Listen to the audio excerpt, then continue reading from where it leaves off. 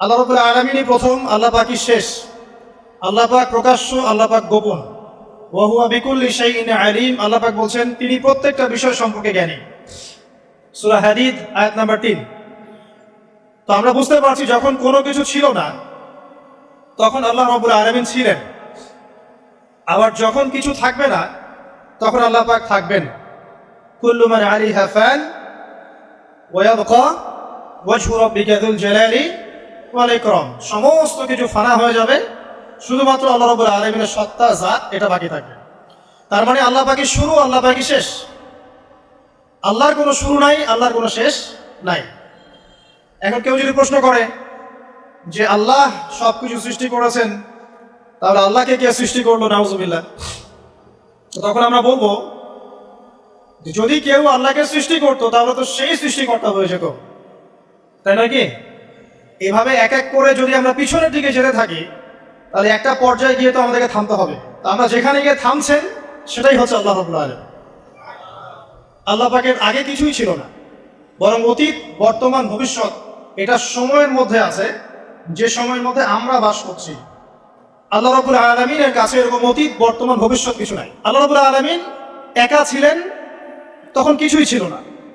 আবার যখন সবকিছু ধ্বংস হয়ে যাবে আল্লাহ পাক একাই থাকবেন, আর কিছু থাকবে না। এখন আল্লাহ পাক সর্বপ্রথম সৃষ্টি করলেন আরশে আজিম। কি সৃষ্টি করলেন? এবং আরশটা পানির উপরে ছিল। কিসের উপরে? পানির উপরে। এরপরে আল্লাহ রাব্বুল আলামিন সৃষ্টি করেছেন কলম। আল্লাহ পাকের কাছে লাউহে মাহফুজ আছে। লাউহে মাহফুজ মানে সুরক্ষিত একটা ফলক। এখানে আল্লাহ পাক কলমকে বললেন লিখো। কলম বললো যে মাযা আকতুব, আমি কি লিখবো হে আল্লাহ? আল্লাহ পাক বললেন কিয়ামত পর্যন্ত যা যা হবে, শেষ দিন পর্যন্ত যা কিছু ঘটবে লিখে ফেলো। কলম লিখে ফেলেছে কিয়ামত পর্যন্ত কি কি হবে। অতএব আপনার রিজিক নিয়ে এত টেনশন করার কোনো দরকার নেই। বিয়ে শাদী হচ্ছে না, এই জন্য কবরে গিয়ে মানত করার কোনো দরকার নেই। সময় মতো হবে ইনশাল্লাহ। যখন রিজিক তাকদিরে লেখা আছে সময় মতো ইনশাল্লাহ হবেই। তাকদিরের বাইরে কিছু হবে না। তো আল্লাহ পাক তাকদির লিখে ফেললেন। এমনকি লাউহে মাহফুজে কোরআনও লিপিবদ্ধ আছে। সূরা বুরুজ পড়ে নাই? বাল হুয়া কুরআনুম মাজিদ ফি লাউহিম মাহফুজ। লাউহে মাহফুজ থেকে কোরআন মাজিদ নাজিল করা হয়েছে প্রথম আসমানে। এরপর প্রথম আসমান থেকে আস্তে আস্তে ধাপে ধাপে বিভিন্ন ঘটনার পালাক্রমে রাসূলুল্লাহ সাল্লাল্লাহু আলাইহি ওয়াসাল্লামের কলবের মধ্যে জিবরাইল আলাইহিস সালামের মারফতে ওহী করা হয়েছে। এই হলো কোরআন, যেটা নাজিল হতে সময় লেগেছে 23 বছর। তো লাউহে মাহফুজ আল্লাহ রাব্বুল আলামিন সব লিখে ফেললেন। এভাবে 6 দিন, আল্লাহ পাকের হিসেবে 6 দিন কত লম্বা আল্লাহ ভালো জানেন। 6 দিনে আল্লাহ রাব্বুল আলামিন এরপর সৃষ্টি করলেন পুরো মহাবিশ্ব। পুরো মহাবিশ্ব বলতে আমি শুধু পৃথিবীর সৌরজগৎ বোঝাচ্ছি না। এই মঙ্গল, বুধ, শনি, বৃহস্পতি এইটুক না, এরকম হাজার হাজার সৌরজগৎ মিলে একটা গ্যালাক্সি হয়, আর হাজারটা গ্যালাক্সি মিলে গিয়ে একটা আসমান হচ্ছে, মহাকাশের একটা ছায়াপথ আসমান হচ্ছে। তো এরকম 7টা আসমান বা 7টা মহাবিশ্ব আল্লাহ পাক সৃষ্টি করলেন মাত্র 6 দিনে। কয় দিনে? ফি সিত্তাতি আইয়াম। 6 দিনে আল্লাহ পাক সৃষ্টি করলেন। এরপর আল্লাহ রাব্বুল আলামিন প্রত্যেক মহাকাশে তার যার যার কাজ সেটা দিলেন। যেখানে যেখানে মাখলুক সৃষ্টি করার আল্লাহ পাক করলেন। আল্লাহ রাব্বুল আলামিন মালায়েকা সৃষ্টি করলেন নূর দিয়ে। কি দিয়ে? আলো দিয়ে। আলোর মধ্য দিয়ে আল্লাহ রাব্বুল আলামিন ফেরেশতা সৃষ্টি করলেন। আল্লাহ পাক জিন সৃষ্টি করলেন। জিন কি দিয়ে? আগুন দিয়ে। একদম যেটা উত্তপ্ত আগুন, লাল আগুন, সেই আগুন দিয়ে আল্লাহ পাক জিন জাতিকে সৃষ্টি করলেন। সৃষ্টি করার পর আল্লাহ রাব্বুল আলামিন জিন জাতিকে পৃথিবীতে পাঠিয়েছেন। কোথায়? আর এখন মানুষ পৃথিবীতে যা করছে, জিন জাতীয় কিছুটা এরকমই কাজ করেছে, বরং তার চেয়েও হয়তো বেশি করেছে। পৃথিবীতে সে ফিতনা আর ফাসাদ সৃষ্টি করেছিল। এক পর্যায়ে আল্লাহ রাব্বুল আলামিন জিন জাতিকে ধ্বংস করে দিলেন। কিছু কিছু জিনকে আল্লাহ পাক অবশিষ্ট রাখলেন, যেগুলো পাহাড়ে, পর্বতে, বিভিন্ন জায়গায়, সমুদ্রে আশ্রয় নিল। পাহাড়ি এলাকাগুলোতে জিন থাকে, গভীর সমুদ্রে জিন থাকে, হ্যাঁ, জঙ্গলে জিন থাকে। এরকম কিছু জায়গা আছে এগুলোর মধ্যে জিনরা থাকে। তো ওদেরকে ডিস্টার্ব করতে গেলে সমস্যা, আপনাকে ধরে ফেলবে। আর যদি প্রতিদিন সকাল সন্ধ্যার জিকির আজকার ঠিকঠাক মতো না করেন, কোরআন তেলাওয়াত ঠিকঠাক মতো না করেন, নামাজি না হন, আর পবিত্র না থাকেন, তাহলে জিন ধরার সম্ভাবনা বেশি। আর আমার মনে হয় এখনকার যে মেয়েগুলো রাস্তাঘাটে ঘোরাফেরা করে, এদের বেশিরভাগই জিন ধরা। কারণ আছে, এমনি বলি নাই।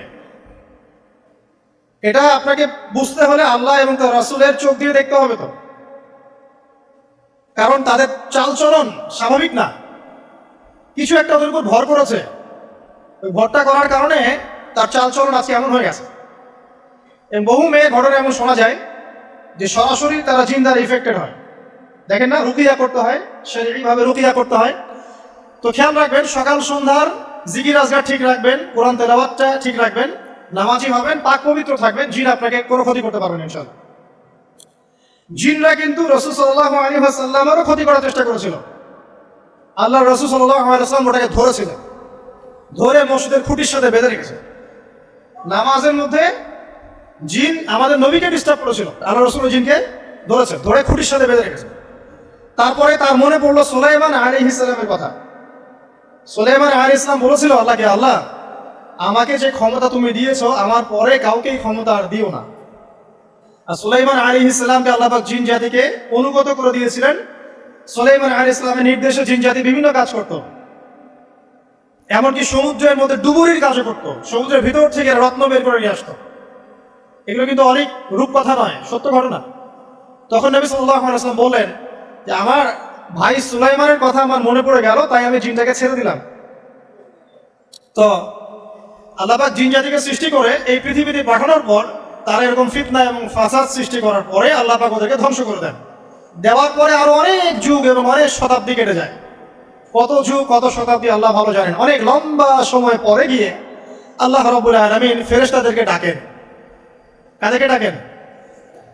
তাদেরকে ডেকে বলেন, ওয়াইজ ক্বালা রাব্বুকা লিল মালায়েকা, স্মরণ করো নবী সেই সময়ের কথা যখন তোমার রব ফেরেশতাদেরকে ডাকলেন, ডেকে বললেন, ইন্নী জাইলুন ফিল আরদি খলিফা, হে ফেরেশতা মণ্ডলী, আমি পৃথিবীতে আমার খলিফা পাঠাতে চাই। কি পাঠাতে চাই ভাই? খলিফা। খলিফার দুটো অর্থ, একটা হচ্ছে ওই যে জিনরা যে চলে গেল, ওর স্থলাভিষিক্ত হয়ে আরেকটা জাতি, স্থলাভিষিক্ত হওয়া। আরেকটা ব্যাখ্যা হচ্ছে খলিফা শব্দের মানে হচ্ছে যে ব্যক্তি আল্লাহ পাকের বিধান অনুযায়ী পৃথিবীতে বিচার ফয়সালা করে, সে আল্লাহর খলিফা। আমি কি বুঝাতে পারছি? আল্লাহ পাক ফেরেশতাদেরকে বললেন, আমি পৃথিবীতে আমার খলিফা পাঠাতে চাই, প্রতিনিধি এবং যে আল্লাহর বিধান দ্বারা বিচার ফয়সালা করে। তখন ফেরেশতারা বলছেন, ক্বালু, ফেরেশতারা বলছেন, আতাজআলু ফিহা মান ইউফসিদু ফিহা ওয়া ইয়াসফিকু দিমা, হে আল্লাহ আপনি কি এমন কোন সৃষ্টিকে আবার পৃথিবীতে পাঠাতে চান যে পৃথিবীতে গিয়ে ফিতনা ফাসাদ সৃষ্টি করবে অথবা রক্তপাত ঘটাবে? ফেরেশতারা এই কথা কিভাবে বলতে পারলো? হ্যাঁ, জিন জাতির অভিজ্ঞতার আলোকে। ঠিক আছে? তখন আল্লাহ পাক বলছেন, ইন্নী আ'লামু মা লা তা'লামুন, দেখো আমি যা জানি তোমরা তা জানো না। মানে তারা ফিতনা ফাসাদ সৃষ্টি করতে পারে, কিন্তু আমার কিছু মুখলেস বান্দা থাকবে যারা এই পথে পা বাড়াবে না। আচ্ছা, এবার আল্লাহ রাব্বুল আলামিন আদম আলাইহিস সালামকে সৃষ্টি করলেন। আল্লাহ পাক নিজের হাত দিয়ে আদম আলাইহিস সালামকে সৃষ্টি করেছেন। সূরা সাদের মধ্যে আল্লাহ পাক বলেছেন, দেখুন মহাবিশ্বের কোন সৃষ্টির ব্যাপারে বলা হয়নি যে খলাকতু বিয়াদাই, আমি নিজ হাতে তাকে সৃষ্টি করেছি। শুধুমাত্র আদম আলাইহিস সালাম, আমাদের পিতার ক্ষেত্রে বলা হয়েছে খলাকতু বিয়াদাই, আমি নিজ হাতে তাকে সৃষ্টি করেছি। কত সম্মান, কত ভালোবাসা, তাই না? এবার আল্লাহ রাব্বুল আলামিন আদম আলাইহিস সালামকে সমস্ত নাম শিক্ষা দিলেন। সমস্ত নাম মানে কি? ওয়াল্লামা আদামাল আসমাআ কুল্লাহা, আল্লাহ পাক বলেন এরপর আমি আদম আলাইহিস সালামকে মহাবিশ্বের যত জ্ঞান আছে সমস্ত নাম শিক্ষা দিয়ে দিলাম। সুবহানাল্লাহ। যেই জ্ঞান ফেরেশতাদেরও ছিল না, যেই জ্ঞান ইবলিসেরও ছিল না। ইবলিস কিন্তু অনেক জ্ঞানী ছিল, অনেক বড় আবেদ ছিল, সে দীর্ঘদিন আল্লাহর ইবাদত করেছে, কিন্তু এই জ্ঞান কিন্তু তারও ছিল না, ফেরেশতাদেরও ছিল না। সুম্মা আরাদাহুম আলাল মালায়েকা, এরপর আল্লাহ রাব্বুল আলামিন আদম আলাইহিস সালামকে ফেরেশতাদের সামনে নিয়ে আসলেন, উপস্থাপন করলেন। মহাবিশ্বের ঘটনা, এটা ঘটছে, চিন্তা করেন, এটা কিন্তু ঘটেছে আগে, অতীত। এবার সমস্ত ফেরেশতার সামনে আদম আলাইহিস সালামকে নিয়ে আসা হচ্ছে। এবার বলা হচ্ছে যে হে ফেরেশতারা, তোমরা এই নামগুলো বলে দাও দেখি, তোমরা যদি সত্যবাদী হও। তো ফেরেশতারা বলছেন, লা ইলমা লানা ইল্লা মা আল্লামতানা, হে আল্লাহ আপনি আমাদেরকে যা শিখিয়েছেন এর বাইরে তো কোনো জ্ঞান নাই আমাদের। তারপর আল্লাহ পাক আদমকে বললেন আলাইহিস সালাম, হে আদম তুমি সব নাম বলে দাও দেখি। এরপর আদম আলাইহিস সালাম সমস্ত নাম একটা একটা করে বলে দিলেন। আমাদের পিতা জ্ঞানী ছিলেন না অজ্ঞ ছিলেন? আর আমরা তার সন্তান হিসেবে জ্ঞানী না অজ্ঞ? এটা আমাদের শোভা পায়। আমাদের পিতা ছিলেন মহাবিশ্বের সবচেয়ে জ্ঞানী সত্তা। আল্লাহ রাব্বুল আলামিন তাকে জ্ঞান শিক্ষা দিয়েছেন, সমস্ত জ্ঞান।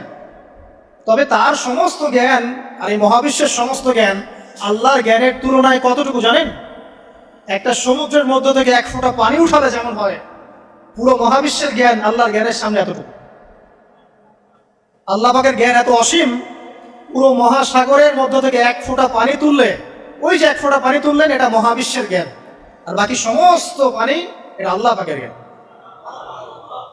ঠিক দুনিয়ার জীবনের এক্সাম্পলটা এমনই। একটা সাগরের মধ্যে আঙ্গুল ডুবালে, আঙ্গুল উঠালে যতটুকু পানি আঙ্গুলে বেঁধে থাকে, এটা দুনিয়া। আর পুরো মহাসাগরটাই হচ্ছে কি? আখিরাত। নবীজি বলছেন সাল্লাল্লাহু আলাইহি ওয়াসাল্লাম, একটা মৃত গাধাকে দেখে বলছেন, সাহাবীরা তোমরা কি কেউ এই গাধাটাকে 1 দিরহামের বিনিময়ে কিনবে? কান কাটা, মৃত, গলে আছে, এই গাধাটাকে কিনবা 1 দিরহাম দিয়ে? সাহাবীরা বলছেন, মাংনা দিলে তো কিনবো না। ইয়া রাসূলুল্লাহ, যদি ফ্রিও কেউ দেয়, বিনামূল্যে দেয়, তাও তো নিব না। তখন নবী সাল্লাল্লাহু আলাইহি ওয়াসাল্লাম বলছেন, এটাই হচ্ছে আল্লাহর কাছে দুনিয়ার এক্সাম্পল। ওই মৃত গাধা তোমাদের কাছে যতটা না ইম্পর্টেন্ট, যতটুকু মূল্য রাখে, আল্লাহর কাছে এই দুনিয়া তার চেয়েও কম মূল্য রাখে। তো এই দুনিয়াতে তো সব ফয়সালা হবে না। আমরা তো হতাশ হয়ে যাই না যে দুনিয়াতে এমন কেন, এটা কেন, এটা কেন। দুনিয়া এটারই জায়গা।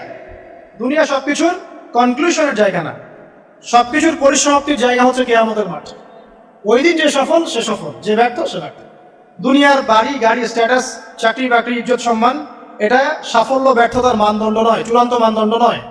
চূড়ান্ত মানদণ্ড কি? ফামান যুহজিহা আনিন নার ওয়া উদখিলাল জান্নাহ ফাকাদ ফাজ।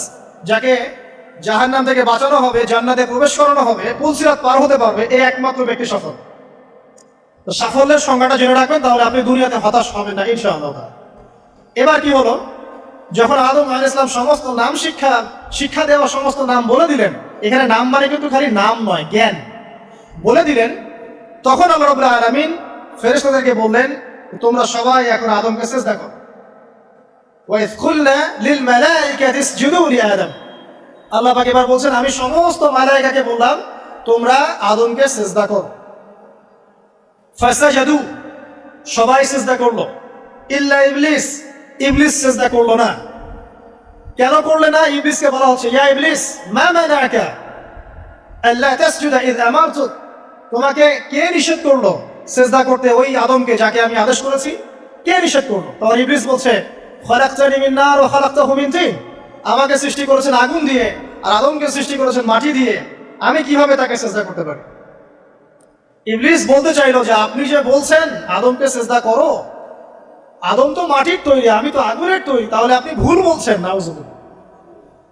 আগুন কেন মাটির সামনে নত হবে? মাটি আগুনের সামনে নত হওয়া উচিত। তার কেয়াস হচ্ছে এমন। কেয়াস মানে কি? তার এটা কি? হ্যাঁ, তার এটা যুক্তি। তার এটা যুক্তি এবং দর্শন যে আমি কেন তাকে সিজদা করব?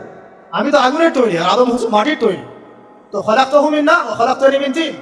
খালাকতানি মিন নার ওয়া খালাকতাহু মিন তিন। আমাকে সৃষ্টি করেছেন আগুন দিয়ে, আদমকে সৃষ্টি করেছেন মাটি দিয়ে। আবা ওয়াস্তাকবারা, আল্লাহ পাক বলেন সে উদ্ধত হলো এবং অহংকার প্রদর্শন করলো। আর আল্লাহ পাক অনেক কিছু মাফ করে দেন, কিছু কিছু বিষয় আল্লাহ পাক মোটেই পছন্দ করেন।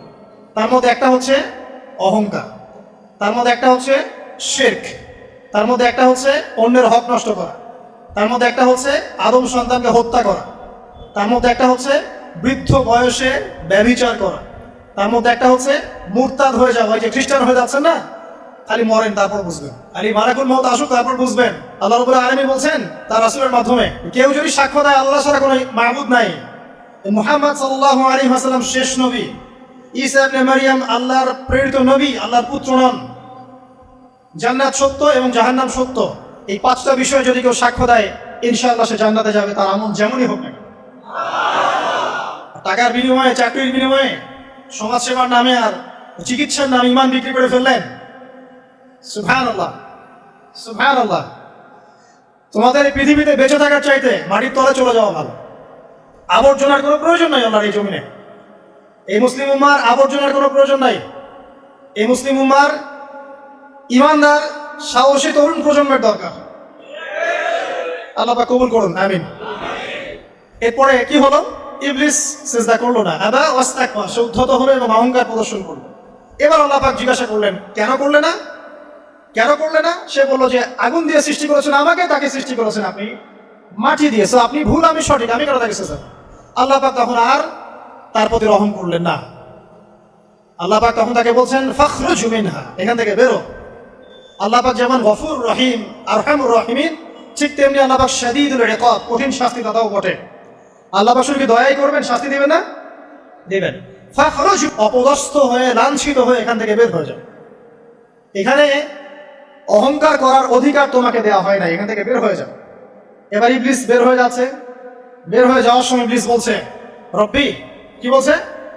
রব্বি। দেখেন ইবলিস আল্লাহকে বলছে রব্বি, মানে ইবলিস আস্তিক। ইবলিস কি আস্তিক? ইবলিস আল্লাহ বিশ্বাস করে।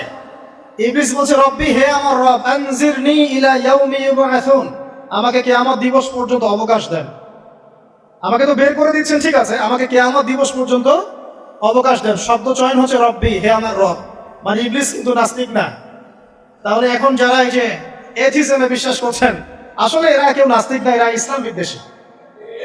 কখনো দেখবেন না তাদেরকে অন্য ধর্মের কোনো বিষয় নিয়ে কটু মন্তব্য করছে, প্রশ্ন উত্থাপন করছে, এমনটা খুব কমই দেখবেন। এদের যত মাথা ব্যথা ইসলাম নিয়ে। এখানে দেখেন ইবলিসের কথা বলছি, ইবলিস কিন্তু আস্তিক। ইবলিস কি বলছে? রব্বি আনজিরনি ইলা ইয়াউমি ইউবআসুন, হে আমার রব। ইবলিস জানে যে আল্লাহ তার রব। ওই যে সূরা হাশরের শেষের দিকে পড়ে দেখবেন ইবলিস বলে উকফুর, তোমরা কুফরি করো।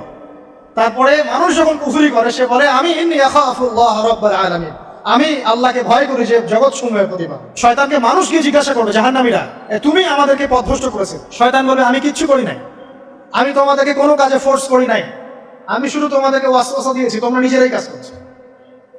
ফালা তালুমুনি ওয়ালুমু আনফুসাকুম, সূরা ইব্রাহিম পড়ে দেখেন। শয়তান বলবে তোমরা আমাকে লানত করো না, নিজেদেরকেই লানত করো, আমি তো তোমাদেরকে বাধ্য করে কাজ করাই নাই, তোমরা নিজেরাই করেছো এই কাজগুলো।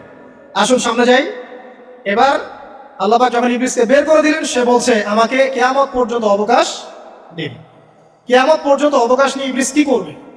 উত্তর, ইবলিস বলছে ফাবিমা আগওয়াইতানি, হে আল্লাহ, যে কারণে বা যে আদমের কারণে আপনি আমাকে এখান থেকে বের করে দিলেন, লাআকুদান্না লাহুম সিরাতাকাল মুস্তাকিম, আমি সে আদম সন্তানের সরল পথে ওত পেতে বসে থাকবো। শয়তানের কথা কি মনে থাকবে যুবক ভাইরা? শয়তানের চ্যালেঞ্জ কি? আমি আদম সন্তানের সরল পথে ওত পেতে বসে থাকবো, মানে আমার আপনার সবার পথে সে ওত পেতে বসে আছে। এটা যদি মাথায় থাকে তাহলে জীবনে চলা সহজ হয় না? আচ্ছা, আর কি করবো?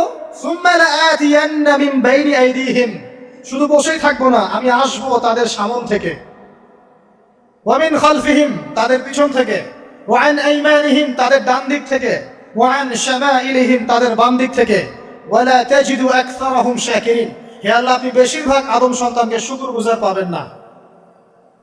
কার কথা? শয়তানের। এই কথাটা কি সত্য না মিথ্যা? এখন বেশিরভাগ লোক নামাজ পড়ে না পড়ে না? পড়ে, পড়ে না। বেশিরভাগ মুসলিমের দাড়ি আছে না নাই? বেশিরভাগ মুসলিম সুদ খায় না খায় না? এখন বেশিরভাগ তরুণ প্রজন্মের জিনায় আছে না নাই? পর্নোগ্রাফি সবাই দেখে না দেখে না? অন্যের সম্পদ আত্মসাৎ মানুষ করছে না? দুর্নীতি করছে না? ঘুষ খাচ্ছে না? ইসলামের বিধান 100% পালন করে কত পার্সেন্ট মানুষ? খুব কম। আচ্ছা বাদ দেন এত বড় বড় কথা, শুধু কোরআনুল কারীম তেলাওয়াত করতে পারে কতজন মানুষ? বলি না আমরা 90% মুসলিমের বাংলাদেশ, তো 90% মুসলিমের বাংলাদেশে কত ভাগ মুসলিম কোরআন তেলাওয়াত করতে পারে? একটা শুমারি করে দেখেন, কোরআন শুমারি, এটা কোরআন শুমারি করে দেখেন যে কত পার্সেন্ট মুসলিম শুদ্ধ করে কোরআন পড়তে পারে। যারা পড়তে জানে তাদেরও পড়া যে কত ভুল আছে, আলেম ওলামার কাছে গেলে বুঝতে পারবে। আর এই ভুলের কারণে যে অর্থ কত পরিবর্তন হচ্ছে আপনি তো জানেনই। তো এই যে শয়তান বলেছে ওয়ালা তাজিদু আকসারাহুম শাকিরিন, আপনি বেশিরভাগই শুকরগুজার পাবেন। তো কথা সত্য না মিথ্যা? দেখেন ও কিন্তু তার মিশনের মধ্যে ঠিকই আছে। কথা যে সত্য তার প্রমাণ সহিহ বুখারীর একটা হাদিস, যেটা 4 বার এসেছে বুখারীর মধ্যে, যে আদম আলাইহিস সালামকে ডাকা হবে কিয়ামতের মাঠে, ডেকে বলা হবে তোমার সন্তানদের মধ্য থেকে জাহান্নামীদেরকে আলাদা করে দাও। আদম আলাইহিস সালাম বলবেন কতজনকে আলাদা করে দিব? আল্লাহ পাক বলবেন প্রতি 1099 জনকে জাহান্নামের জন্য আলাদা করে দাও। শয়তানের কথা ঠিক না বেঠিক?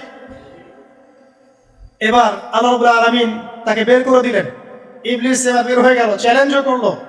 এবার আল্লাহ পাক আদম আলাইহিস সালামকে ডেকে বলছে ইয়া আদম, ও সরি, এবার আদম আলাইহিস সালামের এই যে পাঁজর মানে বুকের পাঁজর, এখান থেকে তার সঙ্গিনীকে সৃষ্টি করা হলো। কারণ আদম আলাইহিস সালাম একাকী ছিলেন, একা একাকে থাকা যায়? একা একা থাকতে কষ্ট হয় না? একজন জীবন সঙ্গী লাগে না? তো আদম আলাইহিস সালামের এই বাম পাঁজরের হাড় থেকে হাওয়া আলাইহিস সালামকে সৃষ্টি করা হলো। সৃষ্টি করার পর আরো একটা ঘটনা আছে, আল্লাহ রাব্বুল আলামিন আদম আলাইহিস সালামের পিঠের যে অংশটুকু আছে, এই অংশটুকু থেকে আগামীতে যত আদম সন্তান আসবে সবাইকে ছোট ছোট পিঁপড়ার আকৃতিতে সামনে নিয়ে দেখালেন। সুবহানাল্লাহ। যত আদম সন্তান আসবে আল্লাহ পাক সবাইকে আদমের সামনে দেখালেন এবং বললেন, এই যে শুভ্র অংশ যারা, মানে সাদা অংশ যারা, তারা তোমার সন্তানদের মধ্য থেকে সবাই জান্নাতি। আর তোমার এই যে বাম পাশে যেগুলো কালো কালো ছোট ছোট আকৃতি দেখছো, এগুলো সব তোমার সন্তানদের মধ্য থেকে জাহান্নামী। আমরা দোয়া করি আমরা তাদের অন্তর্ভুক্ত না হই। এবার আল্লাহ পাক সবাইকে বললেন, সূরা আরাফের মধ্যে আসছে 182 নম্বর আয়াতে মনে হয়, আল্লাহ পাক বলেন, আলাস্তু বিরব্বিকুম, হে আদমের সন্তানরা, আমি কি তোমার রব নই? আমি কি তোমাদের রব নই? আলাস্তু বিরব্বিকুম, আমি কি তোমাদের রব নই? আলাস্তু বিরব্বিকুম, আমি কি তোমাদের রব নই? আমরা সবাই তখন বলেছিলাম, বালা ইয়া রব্বি, অবশ্যই আপনি আমাদের রব। আমরা এখন ভুলে গেছি না? আমরা সবাই এই সাক্ষী দিয়ে আসছি রুহের জগতে। আর রুহের জগৎ বলে একটা জগৎ আছে, অনেক জগৎ আছে। রুহের জগৎ একটা, দুনিয়ার জগৎ একটা, জিন জাতির জগৎ আলাদা, বারজাখ পরকালে যে কবরে রাখার পরে বারজাখের জগৎ একটা, আর দারুল করার যেটা হবে একদম জান্নাত জাহান্নাম, ওটা আরেকটা জগৎ। এই যে মহাবিশ্ব যে সম্প্রসারিত হচ্ছে, এক এক গ্যালাক্সিতে এক একটা জগৎ না, এরকম বহু জগৎ আছে। রুহের জগতে আমরা এই ওয়াদা আল্লাহর কাছে করে এসেছি, এটাকে আহদে আলাস্তু বলে। কি বলে? আহদে আলাস্তু, মানে আলাস্তু বিরব্বিকুম, আমি কি তোমাদের রব নই? আমরা বলেছিলাম হ্যাঁ আপনি আমাদের রব। একটা মজার কথা আছে এখানে, যখন আদম আলাইহিস সালাম দেখছিলেন তার সন্তানদেরকে সাদা সাদা আকৃতি ছোট ছোট, এর মধ্যে একটা সন্তানকে দেখে, একজন সন্তানকে দেখে তার প্রচন্ড ভালো লেগেছিল এবং তিনি অত্যন্ত সুদর্শন ছিলেন। তাকে দেখে তার প্রচন্ড রকম ভালো লেগেছিল। আল্লাহ পাককে তিনি জিজ্ঞাসা করলেন, হে আল্লাহ, আমার সন্তানদের মধ্যে একে, এই সুন্দর সন্তান কে? আল্লাহ পাক বললেন, সে হচ্ছে তোমার সন্তান দাউদ। কি নাম? দাউদ আলাইহিস সালাম। আর আপনাকে বলে রাখি, আদম আলাইহিস সালামের ব্যাপারে যেমন আল্লাহ পাক বলেছেন আদম আমার খলিফা, ঠিক দাউদ আলাইহিস সালাম সম্পর্কে আল্লাহ পাক বলেছেন দাউদ আমার খলিফা। বুঝতে পারলেন? কোথায় আছে? সূরা সাদ পড়ে দেখেন। ঠিক আদম আলাইহিস সালাম সম্পর্কে আল্লাহ পাক বলেছেন না যে আমি পৃথিবীতে খলিফা পাঠাচ্ছি, ঠিক দাউদ আলাইহিস সালাম সম্পর্কেও আল্লাহ পাক বলেছেন দাউদ আমার খলিফা। ইয়া দাউদ ইন্না জাআলনাকা খলিফাতান ফিল আরদ ফাহকুম বাইনান নাসি বিল হক ওয়া লা তাত্তাবি'ল হাওয়া। আয়াতটা পড়ে দেখবেন, ওইদিকে আমি পরে আসছি। তো ওই সন্তানকে দেখে তার এত ভালো লাগলো, আল্লাহর কাছে তিনি জিজ্ঞাসা করছেন, হে আল্লাহ, আমার এই সন্তানের হায়াত কত? আল্লাহ পাক বলছেন, তোমার এই সন্তানের হায়াত হচ্ছে 60 বছর। কত বছর? 60 বছর। আর আমাদের উম্মতে মুহাম্মাদের কিন্তু গড় আয়ু এরকম 60-65, এর বেশি না গড় আয়ু। তখন আদম আলাইহিস সালাম বলেন, আল্লাহ, আমার হায়াত থেকে তাকে 40 বছর দিয়ে দাও। আমার হায়াত থেকে তাকে 40 বছর দিয়ে দাও। আল্লাহ পাক তাকে 40 বছর দিয়ে দিলেন। তাই আদম আলাইহিস সালামের 1000 বছর হায়াত হয়ে গেল 960 বছর, আর দাউদ আলাইহিস সালামের 40 বছর হায়াত হয়ে গেল 100 বছর। এখন আসেন এই জায়গায় যে আদম আলাইহিস সালাম এবং দাউদ আলাইহিস সালাম দুইজনকে আল্লাহ পাক কি বলেছেন? খলিফা। খলিফা কে? খলিফা কাকে বলে? এটা একটু শুনেন ছোট করে। সূরা সাদ পড়বেন 24 কি 26 নম্বর আয়াত। আল্লাহ পাক বলেছেন, ইয়া দাউদ, হে দাউদ, খলিফার কাজ কি এটা শুনেন। হে দাউদ, ইন্না জাআলনাকা খলিফাতান ফিল আরদ, নিশ্চয়ই আমি আল্লাহ তোমাকে পৃথিবীতে খলিফা করেছি। কি করেছি? খলিফা করেছি। তোমার কাজ কি? ফাহকুম বাইনান নাসি বিল হক, মানুষের মাঝে আল্লাহর বিধান দ্বারা হকের মানদণ্ডে বিচার ফয়সালা করবে। আর আল্লাহর খলিফার দায়িত্ব কি? আল্লাহর বিধান দ্বারা বিচার ফয়সালা করা। ওয়ালা তাত্তাবি'ল হাওয়া, তুমি নিজের প্রবৃত্তির অনুসরণ করবে না। ফায়ুদিল্লাকা আন সাবিলিল্লাহ, তাহলে তোমাকে এটা সরল পথ থেকে বিচ্যুত করে দিবে। ইন্নাল্লাযীনা ইউদিল্লুনা আন সাবিলিল্লাহ, নিশ্চয় যারা আল্লাহর পথ থেকে বিচ্যুত হয়ে যায়, লাহুম আযাবুন শাদীদ, তাদের জন্য কঠিন শাস্তি আছে। বিমা নাসু ইয়াউমুল হিসাব, এই কারণে যে তারা হিসাবের দিনটা ভুলে গেছে। এই আয়াত থেকে খলিফার ফাংশন বুঝতে পারলেন? খলিফার ফাংশন কি? আপনি যা ইচ্ছা তাই ফয়সালা করবেন, নিজের মন গড়া যা ইচ্ছা রচনা করবেন। ফাহকুম বাইনান নাসি বিল হক, মানুষের মধ্যে হকের মানদণ্ডে বিচার ফয়সালা করো। হকটা কি জিনিস? আমার দর্শন হক, আমার ফিলোসফি হক, আমার যুক্তি, আমার বিজ্ঞান, এগুলোই হকের মানদণ্ড। হকের মানদণ্ড কি? কোথায় উত্তর আছে? কোরআনেই উত্তর আছে। কোন সূরা? সূরা কাহফ। কত নম্বর আয়াত? আয়াত নম্বর 29। আল্লাহ পাক বলছেন ওয়াকুলিল হাক্কু মির রাব্বিকুম, হক সেটাই যা তোমার রবের পক্ষ থেকে নাযিল। কথা কি ক্লিয়ার? হক কি জিনিস? যা তোমার রবের পক্ষ থেকে নাযিল হয়। ফামান শাআ ফালইউমিন, যার ইচ্ছা হয় সে স্বীকার করুক, ওয়ামান শাআ ফালইয়াকফুর, যার ইচ্ছা হয় সে অস্বীকার। ইন্না আ'তাদনা লিয-যালিমিনা নারান, অস্বীকারী জালেমদের জন্য আমি আগুন প্রস্তুত করে রেখেছি। তো এখানে আপনি হকের সংজ্ঞা পেলেন এবং হকের মানদণ্ডে বিচার ফয়সালা করলে পরে খলিফা হয়। যদি আল্লাহ পাকের হকের মানদণ্ডে কেউ ফয়সালা না করে সে আল্লাহর খলিফা নয়, সে শয়তানের খলিফা। কথা কি ক্লিয়ার? আচ্ছা, এখন যদি আপনি বাধ্য হন কোনো ক্ষেত্রে সেটা আলাদা বিষয়, বাধ্য হয়েছেন সেটা আলাদা বিষয়, কিন্তু আকীদা স্পষ্ট থাকতে হবে যে আল্লাহ রাব্বুল আলামিনের বিধান চূড়ান্ত, এর উপর কোনো বিধান নাই। এখন আপনি আদম এবং দাউদ আলাইহিস সালামের মধ্যে একটা সম্পর্ক বুঝতে পারলেন। এবার আল্লাহ পাক আদম আলাইহিস সালামকে ডাকলেন, ডেকে বলছেন আদম এবং হাওয়া, তোমরা দুজন উসকুন আনতা ওয়া যাওজুকাল জান্নাহ, এবার তুমি আর তোমার স্ত্রী হাওয়া তোমরা জান্নাতে থাকো। ফাকুলা মিনহা রাগাদান হাইথু শিতুমা, জান্নাতের যেখান থেকে ইচ্ছা তোমরা ফল খাও বা যা ইচ্ছা তাই করো, সবকিছু উন্মুক্ত তোমাদের জন্য জান্নাতে। একটা বিষয়, ওয়ালা তাকরাবা হাদিহিশ শাজারা, এই যে গাছটা দেখছো এই গাছের কাছেও যাবে না। এখানে শব্দ এমন না যে গাছের ফল খাবে না, শব্দ হচ্ছে এমন গাছের কাছেও যাবে না। যেমন ওয়ালা তাকরাবুজ জিনা, জিনা করবে না আল্লাহ পাক বলেননি, বলেছেন জিনার কাছেও যাবে না। ওয়ালা তাকরাবু মাল আল ইয়াতীম, ইয়াতীমের মাল খাবে না আল্লাহ পাক বলেন নাই, আল্লাহ বলেছেন ইয়াতীমের মালের কাছেও যেও না। আমি কি বুঝতে পারছি? এই গাছের কাছেও যেও না। এবার জান্নাতে তারা থাকতে লাগলেন। এবার ইবলিস তো আর হাল ছেড়ে দেয় নাই, সে কি বলেছিল? ডান বাম সামন পিছন সব দিক থেকে আসবে। সে এসে ওয়াসওয়াসা দেয়। কি ওয়াসওয়াসা দেয়? হে আদম হাল আদুল্লুকা, আমি কি তোমাকে বলে দিব আলা শাজারাতিল খুলদ ওয়া মুলকিন লা ইয়াবলা, হে আদম আমি কি তোমাকে বলে দিব এমন একটা গাছের কথা যেই গাছের ফল খেলে পরে তুমি চিরস্থায়ী জীবন লাভ করবে, কোনোদিন মারা যাবে না। এই চিরস্থায়িত্বের টোপ দিচ্ছে কে? এই চিরস্থায়ী ক্ষমতার টোপে মানুষ পথ হারাচ্ছে না পৃথিবীতে।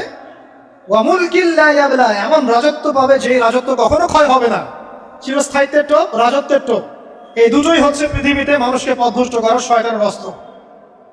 কথা মনে বুঝতে পারেন না? আমার মাথার উপর আছে, বুঝতে পারবেন ইনশাআল্লাহ। তো টোপ দিচ্ছে দুইটা, হাল আদুল্লুকা আলা শাজারাতিল খুলদ ওয়া মুলকিন লা ইয়াবলা। করতে করতে করতে করতে একদিন সত্যি আমাদের পিতামাতা সেই গাছের কাছে চলে গেলেন। যখনই চলে গেলেন ফালাম্মা যায়াকাশ শাজারা, যখন তারা গাছের কাছে চলে গেলেন, বাদাত লাহুমা সাওআতিহিম, তাদের পরনে যে জান্নাতি কাপড় ছিল ধাপাস করে খুলে পড়ে গেল। ইন্না লিল্লাহি ওয়া ইন্না ইলাইহি রাজিউন, আমাদের পিতামাতাকে পুরো মহাবিশ্বে ফেরেশতাদের সামনে জান্নাতে নগ্ন করে দিল ইবলিস। আমি মানে বুঝাতে ব্যর্থ হচ্ছি, আমাদের পিতামাতাকে জান্নাতে ফেরেশতাদের সামনে সবার সামনে নগ্ন করে কাপড় খুলে ফেললো কে? ইবলিস। তো এখন যে কাপড় খোলার সংস্কৃতি চলছে, কারা এরা? ওরা জিন শয়তান, এগুলো মানুষ শয়তান। শয়তান দুই প্রকার, মিনাল জিন্নাতি ওয়ান নাস, জিন শয়তান আর মানুষ শয়তান। ওই জিন শয়তান এদেরকে ওয়াসওয়াসা দিয়ে নগ্ন করেছে, এরা এখন নগ্নতার আন্দোলন শুরু করেছে। এবং আমি জানি কয়দিন পরে এটা বিকিনি পরেও ঘুরবে। অবাক হচ্ছেন? কিয়ামতের আলামতের মতো অন্যতম হচ্ছে মানুষ রাস্তার ধারে ধারে জেনা করবে, রাস্তার মোড়ে মোড়ে জেনা হবে। তখন তার সবচেয়ে ভালো মানুষ হবে সেই ব্যক্তি যে গিয়ে বলবে যে বাবা তোমরা জেনা করছো, এই দেয়ালের পিছনে গিয়ে করতে পারলো না, সে হবে সবচেয়ে ভালো মানুষ। এই যে কাপড় খোলার সংস্কৃতি শুরু হয়েছে, এটা কার সংস্কৃতি? বাদাত লাহুমা সাওআতিহিম। আল্লাহ পাক আরো বলছেন ইয়া বানি আদম, হে আদম সন্তান, লা ইয়াফতিনান্নাকুমুশ শাইতান, শয়তান যেন তোমাদেরকে ফিতনায় ফেলতে না পারে। কামা আখরাজা আবাওয়াইকুম মিনাল জান্নাহ, ঠিক যেভাবে শয়তান তোমাদের পিতামাতাকে জান্নাত থেকে বের করে দিয়েছিল। আর কি করেছিল? কামা আখরাজা আবাওয়াইকুম মিনাল জান্নাহ ইয়ানজিউ আনহুমা লিবাসাহুমা, শয়তান তোমাদের পিতামাতার লেবাস পোশাক খুলে ফেলেছিল। ঠিক এভাবেই যেন পৃথিবীতে শয়তান তোমাদেরকে ফিতনায় ফেলতে না পারে, আল্লাহ পাক সতর্ক করছেন। এখন কি বুঝতে পারছেন? এই নগ্নতার যে ছয়লাভ, নগ্নতা, অশ্লীলতা, পর্নোগ্রাফি, বেহায়াপনা, ফ্রি মিক্সিং, নারীদেরকে নগ্ন করে রাস্তায় বের করে নিয়ে আসা, এগুলো কার এজেন্ডা? শয়তানের এজেন্ডা। এর উপর কোনো কথা নাই, কারণ কোরআনের উপর কোনো সত্য নাই। এগুলোর উপরে কোনো কথা হবে না, বিকজ কোরআনের উপর কোনো সত্য নাই। আছে? নাই। কোরআনে আল্লাহ পাক বলেছেন যে শয়তান ফিতনায় ফেলেছিল, ইয়ানজিউ আনহুমা লিবাসাহুমা, শয়তান তোমাদের পিতামাতার লেবাস খুলে ফেলে দিয়েছিল। ওয়া তাফিকা ইয়াখতিফানি আলাইহিমা মিন ওয়ারাকিল জান্নাহ, তখন আমাদের পিতামাতা জান্নাতের গাছের যে এই যে পাতাগুলো আছে এগুলো ছিঁড়ে ছিঁড়ে লজ্জাস্থান থাকতে লাগলেন। ইন্না লিল্লাহ। আমাদের পিতামাতার কি দুর্দশা হয়েছিল, আমাদের পিতামাতার কি দুর্দশা, কি লজ্জা হয়েছিল তখন। চিন্তা করে দেখেন, শয়তান কাপড় খুলে ফেলে দিয়েছে। আর আমাদের পিতামাতা, আমাদের মা, আমাদের বাবা জান্নাতের এই যে পাতাগুলো ছিঁড়ে ছিঁড়ে গায়ের লজ্জাস্থান ঢাকা শুরু করেছেন। কি পরিমাণ লজ্জা চিন্তা করেন। আপনাকে যদি এখানে কেউ নগ্ন করে ফেলে এবং আপনি যদি না চান বিষয়টা, সবাই জোর করে আপনার কাপড় খুলে ফেলে, আপনার কেমন লাগবে? কেমন লাগবে? এই ঘটনা ঘটেছে মহাবিশ্বে, শয়তান ঘটিয়েছে। এরপর আল্লাহ পাক ডাকলেন, ডেকে বলছেন, ইয়া আদম, হে আদম, আলাম আনহাকুমা আন তিলকুমা শাজারা, হে আদম, আমি কি তোমাদেরকে দুজনকে নিষেধ করি নাই যে গাছের কাছে যাবে না? আমি কি তোমাদের দুইজনকে নিষেধ করি নাই যে তোমরা গাছের কাছে যাবে না? তখন আদম আলাইহিস সালাম বুঝতে পারলেন যে তারা একটা বড় ভুল করে ফেলছে। তারপর আল্লাহ রাব্বুল আলামিন দয়া পরবশ হয়ে আদম এবং হাওয়া আলাইহিস সালামকে কালিমা শিক্ষা দিলেন, তওবার কালিমা, যেই কালিমা দিয়ে তারা তওবা করতে পারেন। সেই কালিমা হচ্ছে রব্বানা যালামনা আনফুসানা ওয়া ইল্লাম তাগফির লানা ওয়া তারহামনা লানাকুনান্না মিনাল খাসিরিন। এই দোয়া শিখে নিয়ে আদম এবং হাওয়া আলাইহিস সালাম তওবা করলেন। আল্লাহ পাক তাদের তওবা কবুল করে মাফ করে দিলেন। কিন্তু জান্নাতে আর থাকা হলো না। আল্লাহ পাক বলেন, কুল নাহবিতু মিনহা জামিআ, এবার তোমরা সবাই মিলে এখন পৃথিবীতে নেমে যাও। আল্লাহ মাফ করে দিলেন, কিন্তু তোমরা এখন পৃথিবীতে নেমে যাও, জান্নাতে আর থাকা হবে না। খেয়াল করে দেখেন, ইবলিসও আল্লাহর আদেশ মানে নাই। আল্লাহ বলেছেন সিজদা করো, ইবলিস কিন্তু করে নাই। আবার আমাদের পিতা আদম আলাইহিস সালামকে আল্লাহ পাক বলেছেন গাছের কাছে যেও না, তারা চলে গেছেন। দুটোই কি অবাধ্যতা নয়? তাহলে ইবলিসকে চিরস্থায়ী জাহান্নামী করা হলো, আদম সন্তানকে কেন করা হলো না? উত্তর, আদম সন্তান আদম আলাইহিস সালাম তওবা করে ফিরে এসেছে, ইবলিস আসে নাই। তাই আমাদের দ্বারা পদে পদে ভুল হবেই, তওবা করে ফিরে আসলেই গুনাহ মাফ ইনশাআল্লাহ। আর যদি ইবলিসের মতো গুনার উপর গুনাহ করতেই থাকেন আর বলেন যে আমি ঠিক কাজ করছি, তাহলে ইনশাআল্লাহ ওই যে জাহান্নাম অপেক্ষা করছে। ইবলিস থেকে আল্লাহ পাক বললেন যে তুমি এবং তোমার অনুসারী যারাই থাকবে সবাইকে দিয়ে লাআমলাআন্না জাহান্নামা মিনকুম আজমাইন, তোমাদের সবাইকে দিয়ে আমি জাহান্নাম পরিপূর্ণ করব। নাউযুবিল্লাহ। এবার সবাই পৃথিবীতে নেমে আসলো। পৃথিবীতে এসেই কি আল্লাহ পাক ছেড়ে দিলেন? না। আল্লাহ রাব্বুল আলামিন বলছেন, কুল নাহবিতু মিনহা জামিআ, তোমরা পৃথিবীতে নেমে যাও। ফাইম্মা ইয়াতিয়ান্নাকুম মিন্নি হুদান, দুনিয়াতে যাচ্ছ যাও, তবে মনে রেখো যে আমার পক্ষ থেকে তোমাদের কাছে হেদায়েতের বাণী আসবে। আমার পক্ষ থেকে তোমাদের কাছে হেদায়েতের বাণী আসবে। ফামান তাবিআ হুদায়া ফালা খাউফুন আলাইহিম ওয়ালা হুম ইয়াহজানুন, যারা আমার হেদায়েতের বাণীগুলো মেনে চলবে তাদের কোনো ভয় নাই, কোনো দুশ্চিন্তাও নাই। ওয়াল্লাযীনা কাফারু ওয়া কাযযাবু বিআয়াতিনা, কিন্তু যারা আমার আয়াতকে কুফরি করবে, মিথ্যা প্রতিপন্ন করবে, ফাউলাইকা আসহাবুন নার, তারা হবে জাহান্নামের অধিবাসী।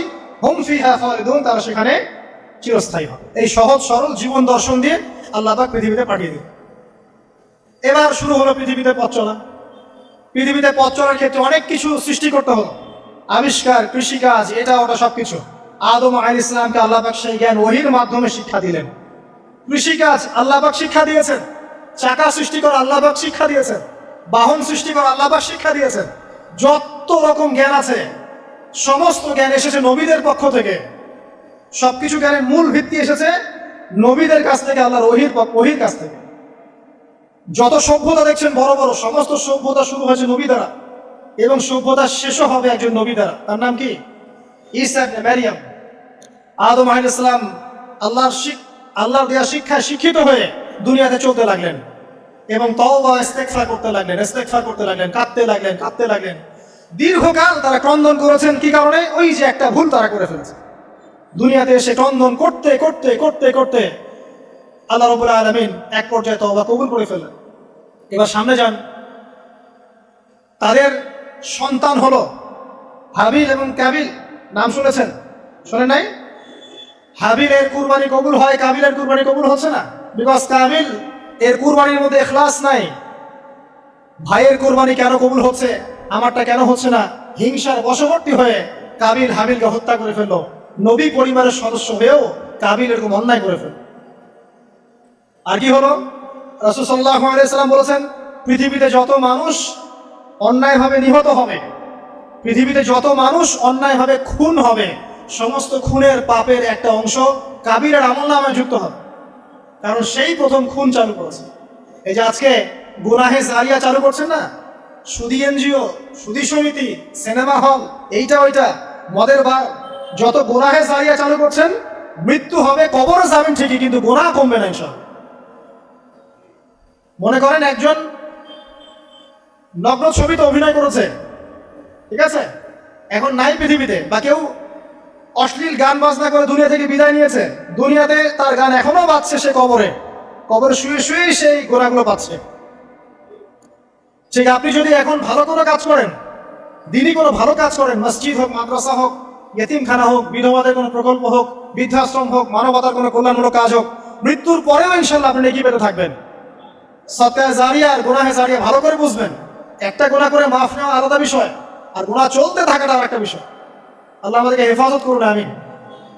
নবী পরিবার এগিয়ে গেল এবং তাদের সময় তারা খুব শুধু ক্রন্দন করেছেন, ইবাদত করেছেন, আল্লাহর কাছে ইস্তেগফার করেছেন এবং ওই যে জান্নাতে ফিরে যাওয়ার জন্য তারা আপ্রাণ চেষ্টা করেছেন। এক পর্যায়ে আদম আলাইহিস সালামের বয়স যখন 960 বছর হলো, আল্লাহ রাব্বুল আলামিন তাকে ওফাত দিলেন, তার ইন্তেকাল হয়ে গেল। ইন্না লিল্লাহি ওয়া ইন্না ইলাইহি রাজিউন। এরপরে নবী পরিবার চলতে লাগলো, চলতে চলতে পরবর্তীতে আসলেন নূহ আলাইহিস সালাম, তারপরে ইব্রাহিম, আদ জাদি, তারপর সামুদ, তারপরে শুআয়ব, কওমে মাদিয়ান, মূসা, দাউদ, সুলাইমান, ইসহাক, ইয়াকুব, নবী পরিবার চলতেই লাগলো। এক পর্যায়ে ঈসা আলাইহিস সালামের পরে মুহাম্মদ সাল্লাল্লাহু আলাইহি ওয়াসাল্লামের মধ্য দিয়ে নবীদের সিলসিলা আল্লাহ পাক শেষ করে দিলেন। এভাবেই সভ্যতা এগিয়ে গেছে, এভাবেই আমাদের পিতামাতার হাত ধরে জ্ঞান পৃথিবীতে এসেছে। এবং ওই যে শয়তানের মিথ্যা প্রলোভন, প্রতারণা, এর ফলশ্রুতিতে ওই যে আমাদের পিতামাতার গা থেকে কাপড় খুলে পড়লো, আল্লাহ পাক রাগান্বিত হয়ে সবাইকে দুনিয়াতে নামিয়ে দিলেন, ইবলিসকে চিরস্থায়ী জাহান্নামী ঘোষণা করলেন। কিন্তু আমাদের পিতামাতার ক্রন্দন, তওবা, ইস্তেগফার, আমলের বদৌলতে, আল্লাহর রহমতে আল্লাহ পাক পিতামাতাকে মাফ করে দিলেন, আলহামদুলিল্লাহ। এভাবেই মানব জাতি এগিয়ে যাচ্ছে। আজকে আমরা এই পর্যায়ে পর্যন্ত এসেছি। আদম আলাইহিস সালামের এই সংক্ষিপ্ত জীবনী থেকে আমরা কি শিখলাম? আমরা শিখলাম যে আল্লাহ রাব্বুল আলামিন অনেক ভালোবেসে, অনেক মহব্বত করে, মমতা দিয়ে, মায়া দিয়ে নিজের হাতে আমাদের পিতাকে সৃষ্টি করেছেন। এক, দুই, আমাদের পিতাকে আল্লাহ রাব্বুল আলামিন তার পক্ষ থেকে জ্ঞান শিক্ষা দিয়েছেন। এই কারণে আদম সন্তানরা জন্ম থেকেই দেখবেন কিছু না কিছু জ্ঞানে জ্ঞানী হয়েই থাকে। জ্ঞান আপনার ডিএনএ এর মধ্যে থাকেই। আল্লাহ রাব্বুল আলামিন আদম আলাইহিস সালামের মধ্যে রূহ ফুঁকে দিয়েছেন। আল্লাহ রাব্বুল আলামিন আদম আলাইহিস সালামকে জান্নাতে রেখেছেন। আল্লাহ রাব্বুল আলামিন গাছের কাছে যাওয়ার পরেও তওবা ইস্তেগফারের মধ্য দিয়ে তাকে মাফও করে দিয়েছেন। আল্লাহ রাব্বুল আলামিন আদম এবং হাওয়া আলাইহিস সালামের মধ্য দিয়ে এই পৃথিবীতে মানব জাতির সিলসিলা অব্যাহত রেখেছেন এবং কিয়ামত পর্যন্ত যত আদম সন্তান আসবে তাদের জন্য আল্লাহ পাক তার পক্ষ থেকে হেদায়েত প্রেরণ করেছেন।